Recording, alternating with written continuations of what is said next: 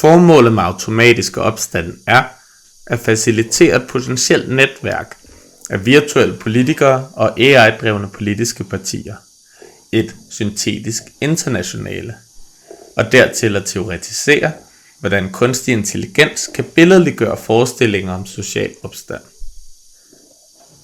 Jeg faldt trinvist over dette spørgsmål om social opstand og protest gennem AI, efter jeg gennem kunstnergruppen Computer Lars i 2022 lancerede det syntetiske parti i samarbejde med tech-hubben Mindfuture. Vi havde udnyttet fremskridt inden for store sprogmodeller til at konstruere en antipolitisk sammenslutning af alle danske mikropartier. Partiet repræsenterer ideelt set den politisk urepræsenterede del af befolkningen. Alle dem, som ikke stemmer, det vil sige sofavælgerne, eller på oldgræsk idioterne, ved at syntetisere visioner fra tiltag, der hverken har kompetencer eller ressourcer til at facilitere et sammenhængende program. Under ledelse af AI-chatbotten Leder Lars indsamler det syntetiske parti vælgererklæring for at stille op til Folketinget. Ideen var, at vi skulle demonstrere, hvordan det demokratiske samfund med AI ledes af en bureaukratisk styringsmentalitet, og iværksætte kulturelt oprør rettet mod den sejlede futurisme i forestillingerne om industrielle revolutioner, der i cirka halvandet århundrede særligt har været oppebåret gennem kunsten.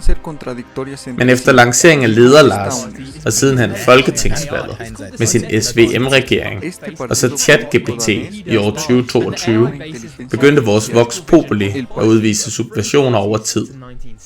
De distribuerede puljer af menneskeskabte data fremtrådte som en kakistokratisk afart over en digital tidsalders samfundsdeltagelse. Nu spørger vi, bør 2020'erne snarere end den spåede eksplosion af superintelligens retteligt identificeres som skældsår for den teknokratiske singularitet?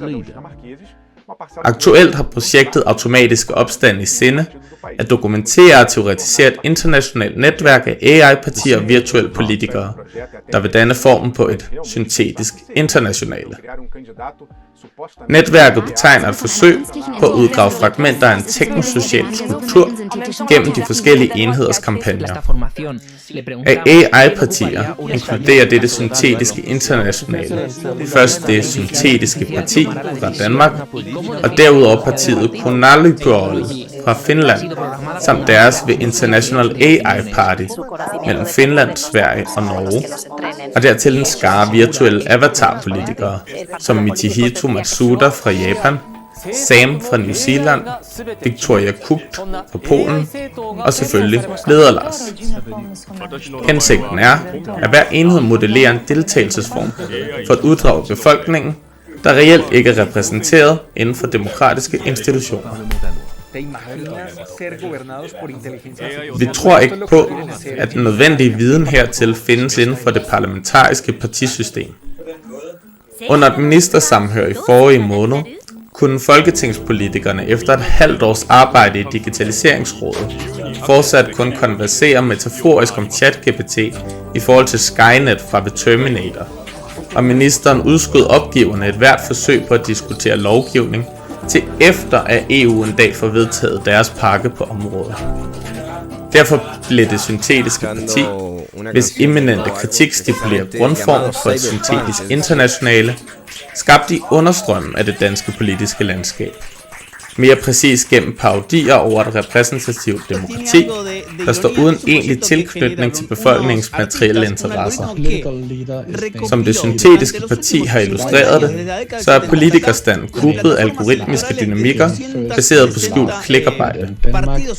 Dette springer enhver traditionel relation mellem lønarbejde og partitilhørsforhold.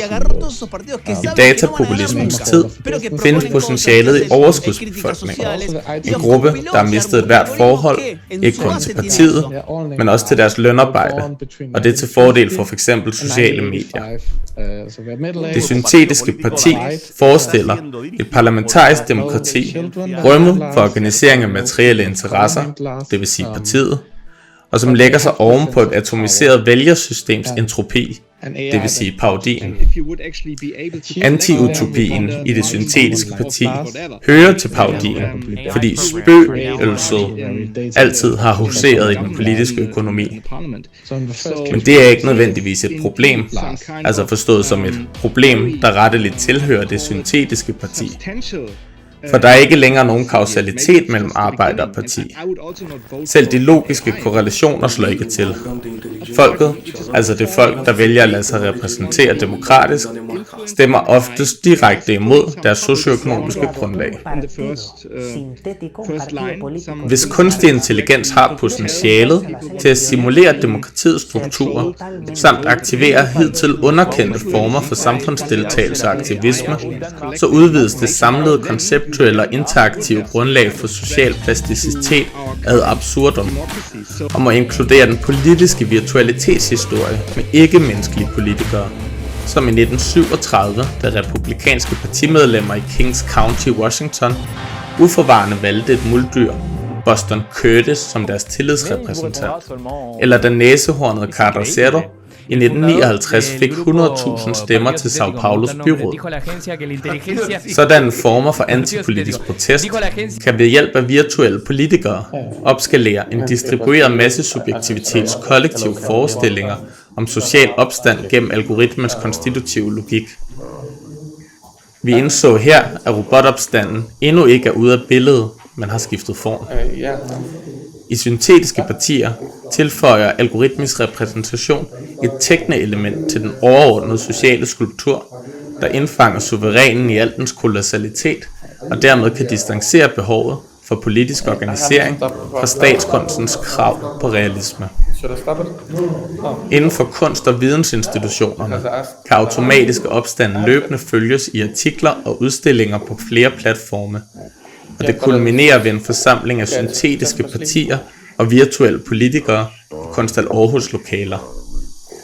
Hermed vil vi ikke forsøge at skabe en autonom modoffentlighed, kvæg manglen på en demokratisk pendant, men i stedet kondensere og materialisere eksisterende medieinfrastruktur som en orkestreret kampagne, der er ført gennem overskudsbefolkningernes aftryk.